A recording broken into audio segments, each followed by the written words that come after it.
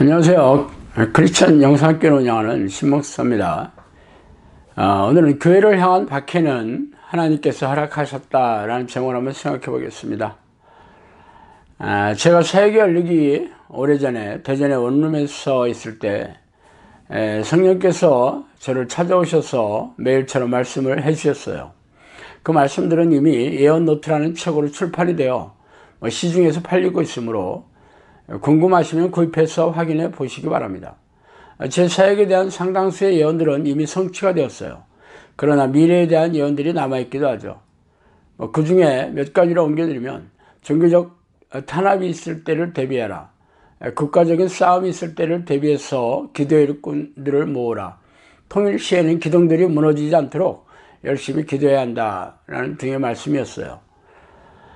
이 말씀들의 의미는 종교적 탄압이 있다거나 국가 간의 전쟁이 일어난다거나 통일이 되는 날이 올 것을 전제로 말씀하셨을 것입니다.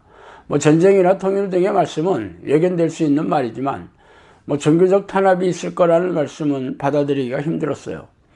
종교적 탄압은 기독교가 로마 당국과 유대교 지도자들에게 극심한 박해를 당했던 초대교회 시절이나 가능했던 얘기가 아닙니까?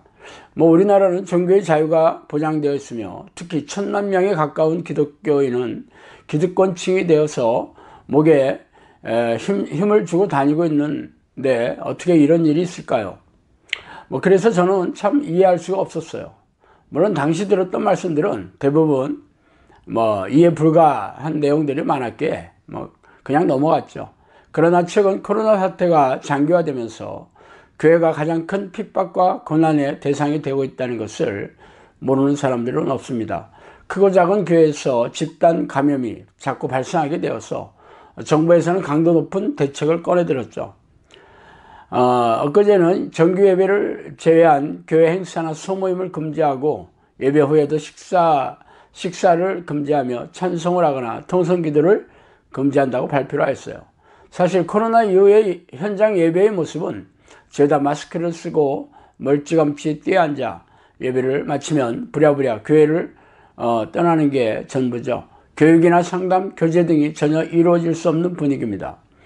그런데 설상가상으로 소모임이나 교회 행사를 전면 금지하고 예배 때도 통성기도나 찬양을 금지한다는 내용은 섬뜩하고 기이할 정도이죠. 이런 상황이 계속된다면 유튜브 동영상으로 설교를 듣는 게 고작일 것입니다. 벌써 많은 교인들이 신앙이 식어지면서 하나님에게서 마음이 떠났으며 앞으로 시간이 갈수록 교회가 무너지고 양들이 흩어질 게 불보듯 화난 일입니다. 그렇다면 왜 이런 일이 발생한 것일까요? 하나님은 코로나 바이러스 사태에 대해 팔짱만 끼고 계신 것일까요? 아니겠죠. 하나님 악한 영들이 코로나 바이러스를 통해 세상을 고난의 수렁에 빠뜨리는 것을 허락하셨습니다. 코로나 바이러스의 최대 피해자가 바로 교회예요. 교회는 교인들이 밀집해서 모여 앉아 예배를 드리며 교육을 하며 교제를 나누고 있기 때문입니다. 물론 학교도 이런 형태로 이루어지고 있지만 지금은 온라인 수업으로 대체하여 가고 있죠.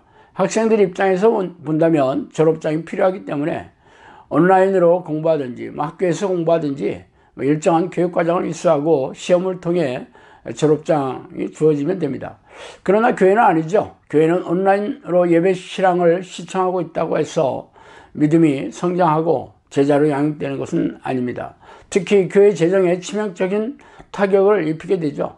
현장 예배에 참석하지 않은 교인들이 대폭으로 줄었기 때문에 헌금도 따라서 줄어들었어요. 그래서 교회 재정이 열악한 대다수의 교회는 올해를 넘기기조차 어렵다고 입을 모으고 있는 실정입니다. 그러나 정부에서는 이런 교회에 문제에 별 관심이 없죠. 정부는 교회가 집단 감염의 고리가 되기 때문에 행정력을 동원하고 벌금을 물려서라도 교인들이 모이지 못하게 할 수밖에 없습니다. 그렇다고 교회가 마냥 정부의 조치에 순응하기 어렵겠죠. 그래서 정부의 시책을 어기는 일들이 비일비재하고 그럴 때마다 고강도의 철퇴가 교회를 향해 날아들게 될 것입니다. 말하자면 교회를 향한 박해와 고난이 필연적일 수밖에 없는 안타까운 상황에 놓여져 있는 셈입니다. 지존자의 은밀한 곳에 거주하며 전능자의 그늘 아래에 사는 자여, 나는 여호와를 향하여 말하기를 그는 나의 피난처요 나의 요새요 내가 의뢰하는 하나님이라 하리니 이는 그가 너를 새 사냥꾼의 올무에서와 심한 전염병에서 건지실 것이미로다. 그가 너를 그의 깃으로 덮으시리니 내가 그의 날개 아래에 피하리로다. 그의 진실함은 방패와 손방패가 되시나니 너는 밤에 찾아오는 공포와 낮에 날아드는 화살과 어두울 때 퍼지는 전염병과 밝을 때 닥쳐오는 재앙을 두려워하지 아니하리로다. 시편 91편 1절에서 6절 말씀입니다. 그래서 오래전에 성령께서 저에게 종교적인 탄압을 대비하라고 말씀하신 이유이죠. 그렇다면 어떻게 대비하라는 것일까요? 기도와 말씀으로 하나님과 깊고 친밀한 교제를 나누면서 하나님의 보호하심을 덧입어야 된다는 뜻이겠죠. 하나님께서 악한 영이 쳐놓은 더신 극심한 전염병에서 보호해 주시지 않는다면 앞으로 닥칠 고난과 핍박을 이겨낼 장사가 없을 것입니다. 그렇지 않아도 자꾸만 어린애 교회는 내리막길을 걷고 있던 참이었죠. 기도응답이 없으며 기적과 이적으로 하나님의 능력이 나타나지 않는 교회에서는 종교적이고 세속적인 교인들이 교회 의자에 앉아있을 뿐이었어요. 그래서 젊은이들이 보이지 않고 어린 학생들도 눈에 띄게 줄어들고 있었어요. 이미 시골교회는 노인들만 몇 명이 앉아서 교회를 지키고 있는 실정입니다. 그래서 시간이 지나면 교회의 몰락은 예견되어 있던 터였어요. 그런데 코로나 바이러스가 교회의 몰락을 확 앞당긴 셈이죠.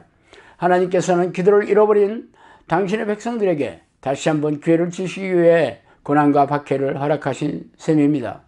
그러나 이 기회를 잡는 것은 여전히 당신의 몫이에요. 쉬지 않고 하나님을 부르며 전심으로 성령의 내주를 간구하는 기도 습관을 잡을 생각이 없다면 고통과 눈물을 생명처럼 여기고 살다가 지옥의 불길로 던져지게 될 것입니다. 하나님께서는 저에게 종말의 날이 연기되고 있는 이유는 기도를 쉬고 있는 자들이 천국에 들어갈 기회를 주기 위해서라고 말씀하셨어요.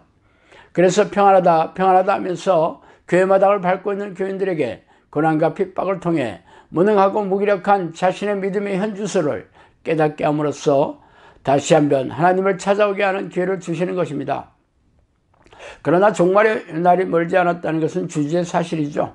그러므로 지금이라도 회개하고 마음을 돌이켜서 하나님께 돌아오시기 바랍니다. 그 길만이 여러분과 가족들이 고통과 눈물의 가시밭길에서 벗어나 평안하고 행복한 삶을 누리는 유일한 길입니다.